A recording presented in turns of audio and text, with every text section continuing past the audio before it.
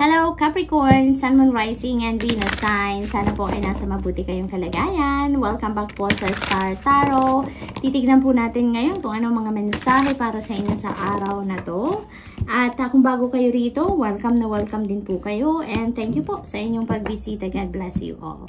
So, paunang mensahe ninyo, Four of Pentacles. Ayan. So, it feels like, yung keyword dito, control. So, it feels like this is something about your control of your spending. No? Dahil Pentacles ito, so maaaring pangkaperahan talaga to. Maybe ang iba sa inyo, extremes pagdating sa paggastos or pagdating naman sa pagsisave, no? Maaring extremes kayo ang iba sa inyo dito, Capricorn. Hindi ito magra-resonate sa lahat, no? Hindi ito para sa lahat na specific na message na to. So maaring ang iba sa inyo dito sobra naman gumastos, no? Walang control sa paglabas ng pera, no? Maari din na ang iba sa inyo sobra naman kayo sa pagsisave.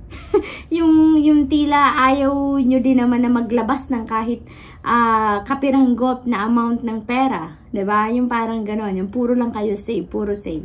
Maring ganon. So, yung parang extremes, 'di ba? Kaya parang this is a wake up call for some of you na may mga ganong sitwasyon, ano, na balanse, kailangan ng balanse, no? Doon sa mga sobrang gumastos naman, take control of your spending din naman, no?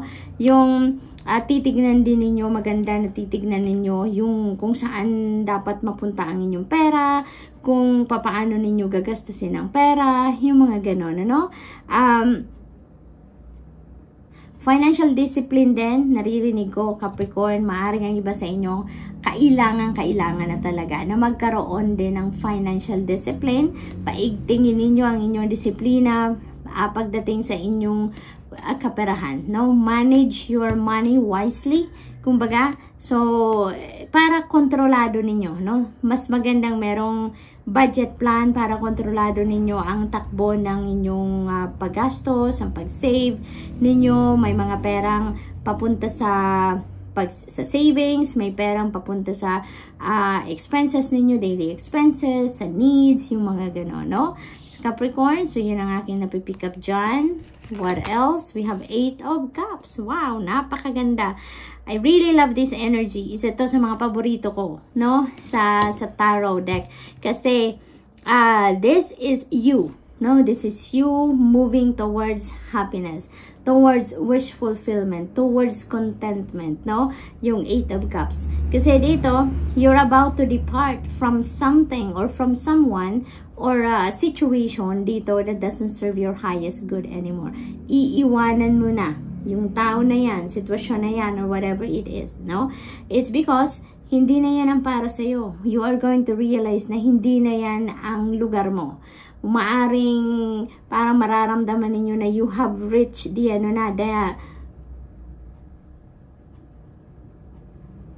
dead end na, kumbaga, ang sitwasyon na yan para sa inyo. Kaya, you're realizing na it's time to move, no? It's time to move forward na from that situation. Kasi, ayaw mo naman na may stagnant ka.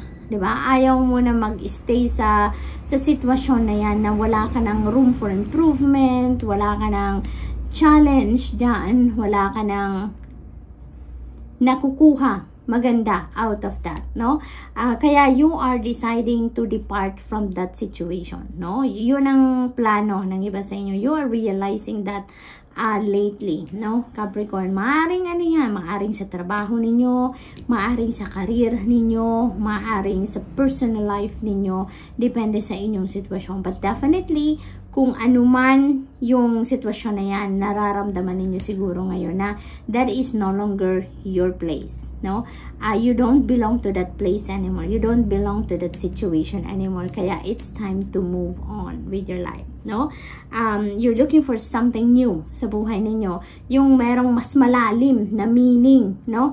Ang buhay ninyo doon sa pupuntahan ninyo. Kaya magiging masaya kayo. That is where you're going to feel your contentment, yung happiness ninyo, yung parang meron kayong purpose, no, sa gagawin ninyo or sa pupuntahan ninyong sunod.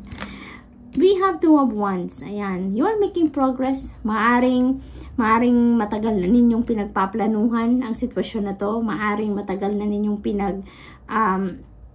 ina-analyze kung baga ang sitwasyon ninyo, pinag-aaralan ninyo, and now you are going to start moving na. You are going to start to take action na ngayon, no? Maaring may mga pinagpipilian kayong options, may mga pinagpipilian kayong direction na natatahakin ninyo ngayong nakapag-desisyon na kayo, and you are making progress, no? So that's really beautiful. We have, yes, Chariot energy, you're definitely moving on with your life, Capricorn. Napakaganda. Very ano na kayo dito, determined. Maring nakapag-desisyon na talaga kayo. Sa 8 of Cups pa lang, napag-desisyon na ninyo na which path you are going to tread ngayon, no? Maaring nakapag-isip na kayo anong klaseng trabaho ang a-applyan ninyo, or maaring nakuha na kayo, na-hire na kayo sa trabahong yan, or sa career na yan, may pinili na kayong career na bago ninyong papasukin, maaaring ganun, and you are very determined, your passion is ignited na, you're very focused and decisive na kayo. Alam nyo na kung saan kayo papunta. Kaya, yung parang ano dito, with all the determination, no? With all the determination, the drive, the ano na, yung siguradong sigurado na kayo, plus alam na ninyo kung ano yung hinahanap ninyo, you know, it feels like you're really going to succeed dito, no? Merong tagumpay na naghihintay dito sa inyo. Kasi tignan ninyo yung hawak niyang wand, no, ni Chariot. Parang sinasabi niya na I am going to succeed, no? Handang-handa na ako, alam ko kung saan ako pupunta, determined ako na nasungkitin ko ang tagumpay dito sa napili kong daan na tatahakin ko. So yung parang gano'n, parang ngayon pa lang sinasabi na ninyo sa sarili ninyo na dito sa pinipili kong career, pinipili kong trabaho, I am pretty sure that I'm going to succeed, no? So parang gano'n ang vibe ngayon ni Capricorn. Talagang ano kayo, desididong kayo, no? So, we also have Knight of Cups. Ayan. So, it feels like, to me dito, Capricorn, na talagang yung decision ninyo, no, to move forward with your life, dito sa 8 of Cups. Alam nyo, no? Alam nyo na meron kayong mission, no? Meron kayong mission na you are looking for a deeper meaning ng inyong mga ginagawa. You are looking for a deeper meaning in your life. Kaya nare-realize ninyo na you are about, or you are being called to do something bigger than yourself ngayon. Kaya kailangan ninyo na mag-move on kung nasaan man kayo sa ngayon. Kasi alam ninyo na hindi ninyo magagawa kung ano man ang naiisip ninyo, kung ano man yung calling ninyo, no? Kung nasaan man kayo ngayon. Kasi nga, wala nang room for improvement, walang room for advancement doon. Yung parang, kung ano na kayo ngayon, ganun na lang kayo forever, no? Yung parang ganun ang sitwasyon ninyo sa ngayon. Kaya, magde-decide talaga kayo na aalis kayo sa kung ano man ang kinalalagyan ninyo sa ngayon. Because you are looking for something na magagawa ninyo na hindi lang para sa sarili ninyo, or hindi lang kayo mismo ang makikinabang, but also you feel kasi na you are being called now to help other people. You are being called to step into your purpose, which is to be of service to other people, no? Sa Capricorn, kaya parang mas malalim kasi ngayon yung relationship nyo na sa sarili ninyo, mas malalim na ngayon yung understanding ninyo of your existence. Kaya hindi lang yung sarili ninyo ngayon ang iniisip ninyo, but what can you do for other people, no? So Capricorn, good luck, and that's all I have for you for today. I hope nakatulong ang mga mensaheng ito in some way. Thank you for watching. Love and light. Namaste. Hello Virgo, Sun, Moon, Rising, and Venus signs. Kumusta po kayo? Sana po nasa mabuti kayong kalagayan. Welcome back po sa Star Tarot. Tignan po natin kung ano mga messages ninyo for today. And by the way, maraming salamat po sa inyong pagbisita, no? I truly appreciate it. And kung bago kayo rito, welcome na welcome po kayo, and God bless you all. So Virgo, maunang mensahe ninyo, Ace of Cups. Wow! And ang keyword dito is love. So, parang overflowing with love kayo ngayon. Yun ang mararamdaman ninyo, no? Overflowing with love, and maaring love connection. no? For some of you, Virgo. Maaaring ang iba sa inyo is entering a new relationship ngayon. Love connection is, blooming. Kung baga ngayon, merong maaring magpapahayag din ng pag-ibig sa inyo ngayon if you are still single. Maaring ganun din ang sitwasyon ng iba. Maaari din na this is the love of you and your person, no? Kung kayo ay nasa isang relasyon na, maaring mas lalong magbo-bloom ngayon ang pag-iibigan ninyo, mas lalong magiging passionate kayo with each other, yung parang ganun, mas magiging matatag ang inyong pagmamahalan, yung ganun ba, no? So, also, this is blessings, no? This is blessings coming in. It could be in any area of life. Kung ano man ang mga blessing na to, yun ang kailangan ninyo sa ngayon, Virgo, no? At kung ano man yung mga parating na biyaya sa inyo ngayon, Virgo, that is going to give you an opportunity to start fresh sa kung ano man ang area ng buhay ninyo yan, no? Na mabibiyayaan, kumbaga. Parang this is the divine universe answering your prayers, 'di ba? Bibigyan kayo ng biyaya, bibigyan kayo ng regalo sa ngayon na kung ano ang kailangan ninyo, no? So this is really beautiful. Blessings coming in. Pag-ibig, pera, trabaho, whatever it is that you need. We have judgment. Ayan. So, feels like may importante kayong desisyon na gagawin that is linked sa inyong nakaraan. No? Maaaring this is an important decision na kailangan ninyong harapin sa ngayon because maybe it is affecting your present, no?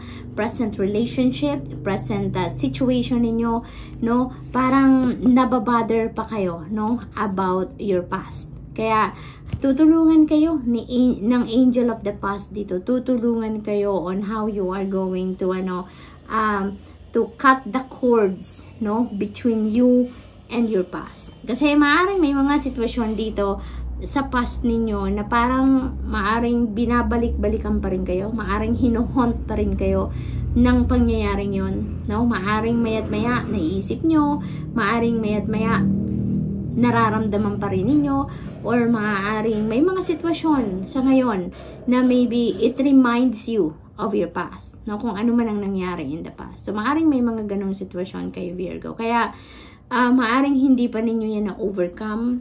Maaring may mga sitwasyon pa kayo in the past na maaring kailangan na ninyong pagdesisyonan ngayon na you need to let go of that, no? Na maaring kailangan ninyong pagdesisyonan na you need to break free from that situation already, from that thought, from that feelings of the past, no? Or hatid ng nakaraan ninyo, Virgo, so that you can focus on your present, no? And so that you can enjoy your present, no, experiences. So what else? We have 6 of Wands. Napakaganda nito kasi pagdating naman sa trabaho, pagdating naman sa career ninyo, you know, this is the time na parang yung effort ninyong ginawa in the past is paying off na, no?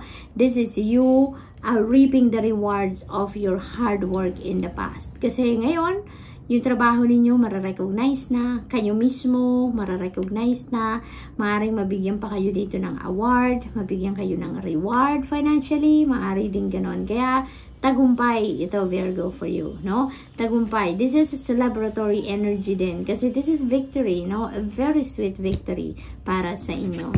We have the Lover's energy. Ayan, so feels like talaga na there is a decision that you really need to make related ito sa inyong relationships, Virgo, no? Kasi Lover's energy is about also your person, is about your situations in your relationship, no? At nakadikit pa siya sa Judgment, kaya decision ito, no? Na related sa inyong relationships, Virgo. So maybe now is the time that kailangan nyo nang magdesisyon talaga. Magle-let go ka na ng yung nakaraan, or hahayaan mo lang uli na maging ganyan, at hahayaan mo na lang na parang lagi kang binabangungot ng yung nakaraan, no? Yung parang ganon. So, it's all up to you, Virgo, no? We are all given free will, kaya it is your, your call kung ano ang gagawin mo dito. But, sinasabi ng mga cards dito na there is an important decision that you need to make. Okay? Dahil nakadakit din ito sa Ace of Cups energy, feels like very imminent din ito para sa iba sa inyo, Virgo, na kung kayo pa ay single, kung kayo pa ay single, and maybe if you're looking for love, or looking for a new relationship, this is a signal for some of you na maaari talaga na ang iba sa inyo meron ditong love connection na sisibol between you and another person. Meron talaga ditong maaring papasok na sa bagong love and romantic relationship, or maaring ngayon nyo pa lang makikilala yung future na person. Maaari din ganun ang sitwasyon. Kaya good luck. Six of Cups. Ayan. Merong magbabalik. Oh my God. Virgo. Parang kahapon din, Parang meron kayong energy na merong magbabalik. I'm not sure, pero parang ganun. Correct me if I'm wrong. Okay lang na i-correct ninyo ako. Hindi lang ako 100% sure, pero parang meron. So, Six of Cups, there is someone coming back, no? Maaring ito yung inyong nakaraan. Maaring this is your ex. Boyfriend, ex-asawa, maaaring gano'n, ex-person ninyo ito, Virgo, na maaaring babalik sa inyo. Is going to try to come back and to be part of your life once again, Virgo, and maaring yan ang kailangan ninyong pagdesisyonan, no? Maaring ito yung isang malaking desisyon na kailangan ninyong pag-isipan sa ngayon, Virgo, no? So use your judgment and discernment, no, sa sitwasyon na to, because kayo lang ang tanging nakakaalam, kayo lang ang makakapagsabi what you're going to do, what is right, diba? Kasi depende sa inyong paghihiwalay, depende sa inyong sitwasyon sa ngayon, depende sa naging sitwasyon ninyo before, no? So it's all up to you, but definitely, someone is coming back. So Virgo, good luck, and that's all I have for you for today. I hope nakatulong ang mga mensaheng ito in some way. Thank you for watching. Love and light. Namaste. Hello Taurus, Sun, Moon, Rising, and Venus signs. Kamusta po kayo? Sana po nasa mabuti kayong kalagayan. Welcome back po sa Star Tarot. Titignan po natin ngayon kung anong mga mensahe para sa inyo.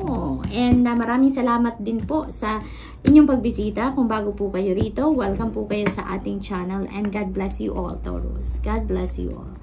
5 of Pentacles. Paunang message ninyo ngayon, Taurus. Maaring ang iba sa inyo dito is facing sort of financial situation, financial hiccups, no? Maaring may problema ang iba sa inyo pagdating sa kaperahan, kulang ang budget, maaring nabawasan ang sweldo, no?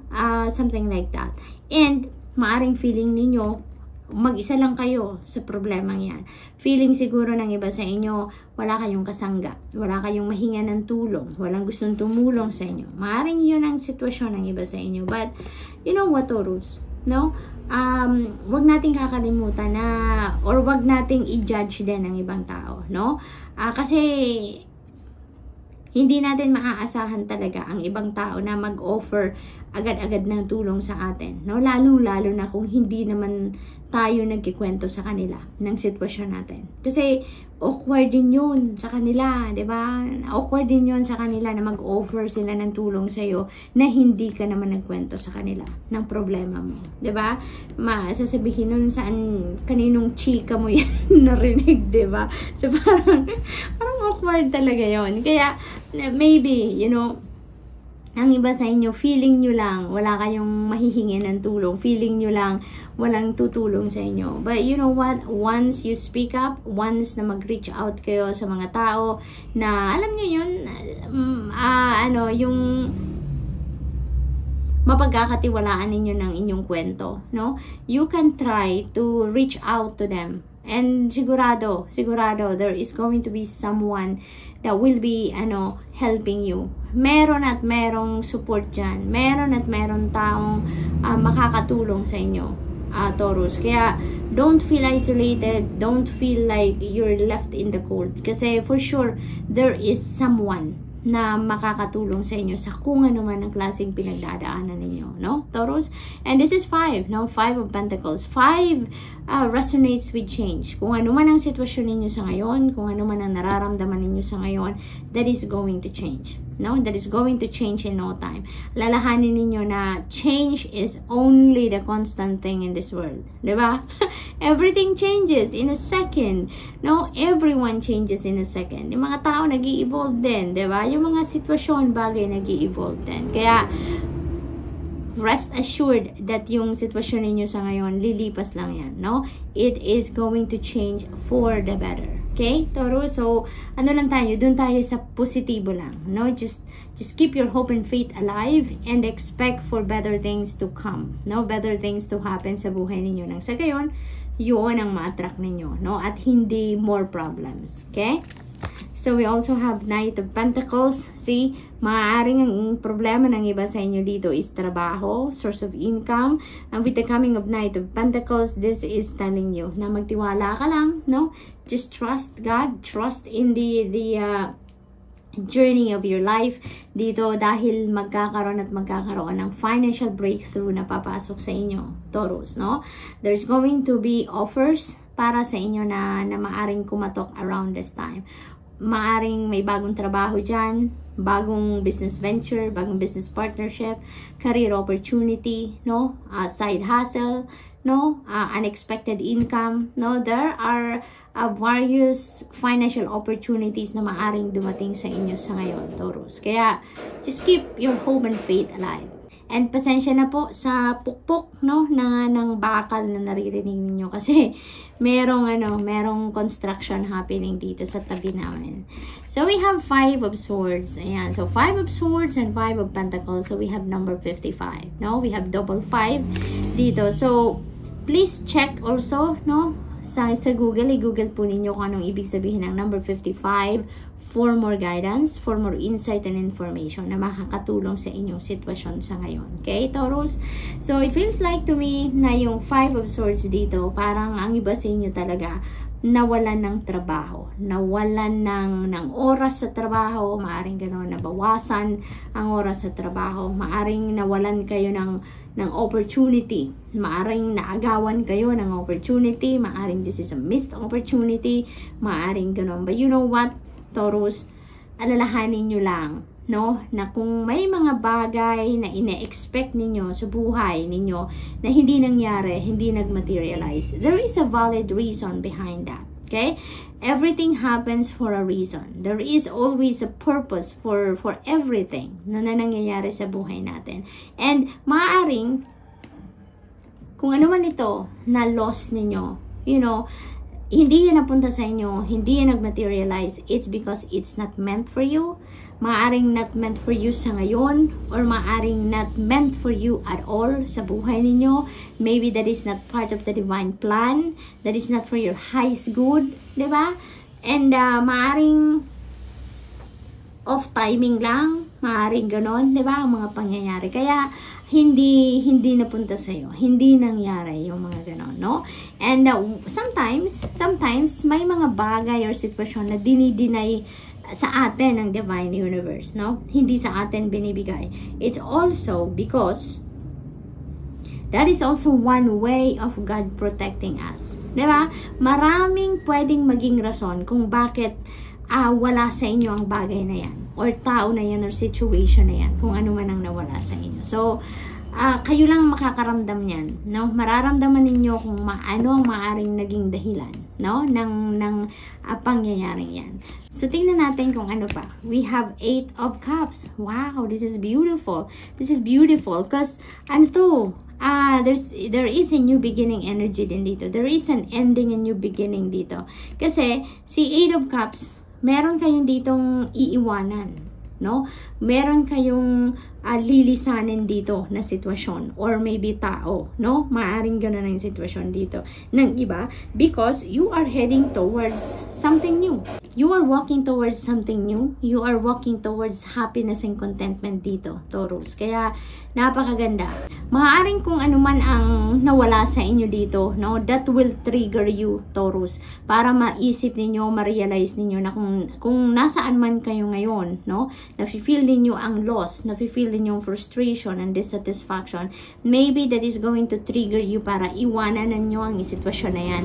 Or maaaring that will trigger you or will open your eyes, no? And your mind na mag-evaluate kayo ng inyong sitwasyon and maybe, you know, doon ninyo may isip na you are going to look for something else. You are looking to look for different avenues wherein mas sa tingin ninyo mas doon kayo magiging contented, mas doon kayo magiging masaya. No? So, maaring ito ang sitwasyon na magti-trigger dyan sa thought na yan, no? Yun lang din akin na pipick up dito, Taurus. Kaya dito sa 8 of Cups, no? You are going to decide to leave kung nasaan kayo ngayon, no? Because you will realize na kung ano man ang ginagawa ninyo ngayon, there is something better, no? Or there is something bigger na mas gugustuhin yung gawin ngayon, no? Yung ganon. Kasi you will realize na kung ano man ang ginagawa ninyo ngayon, kung nasaan man kayo ngayon, parang may isip ninyo na this is no longer my place. This is no longer what I want sa buhay ko. Gusto ko na ng mas maging productive ako, mas magiging kapaki-pakinabang ako.